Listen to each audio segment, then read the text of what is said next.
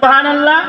ও প্যারা মুসলমান, শুধু তাই নয় প্যারা মুসলমান, এইবার আরেক ধরনের জিকির হলো যে আল্লাহ এবং আল্লাহ রাসূলের প্রশংসাগুলো শোনার পর যত উলামায়ে দ্বীনেরা বয়ান করে সেই আল্লাহ রাব্বুল আলামিনের যেগুলো প্রশংসা শুনি আমরা, সেইগুলো প্রশংসার মাধ্যম দিয়ে আরেকটা জিকির আল্লাহ রাব্বুল আলামিনের হয়ে যায়, চিল্লায়ে বলা যায় না সুবহানাল্লাহ।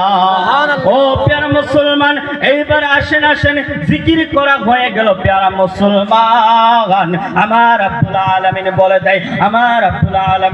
দেয় তার সেই এক নম্বর শিক্ষক হলো আমার মদিনাওয়ালা নবী, আমার রাহমাতুল লিল আলামিন। সবাই বলেন সাল্লাল্লাহু আলাইহি ওয়াসাল্লাম। এইবার আমার নবীর দরবারে যাবার জন্য আমার রাব্বুল আলামিন বলতেছে, আমি বলি নাই, কোন আলিমে বলে নাই, আল্লাহ রাব্বুল আলামিন বলতেছে বিসমিল্লাহির রহমানির রহিম, কুল ইন কুনতুম তুহিব্বুনাল্লাহ ফাত্তাবিউনি ইউহিব্বুকুমুল্লাহ। বলেন সুবহানাল্লাহ।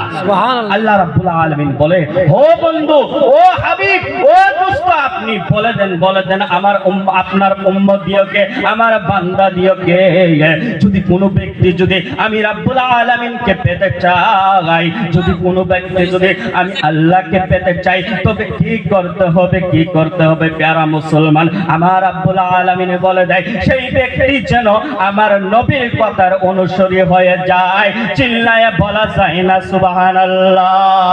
আজকে দেখেন দুনিয়ার ভিতর ও প্যারা মুসলমান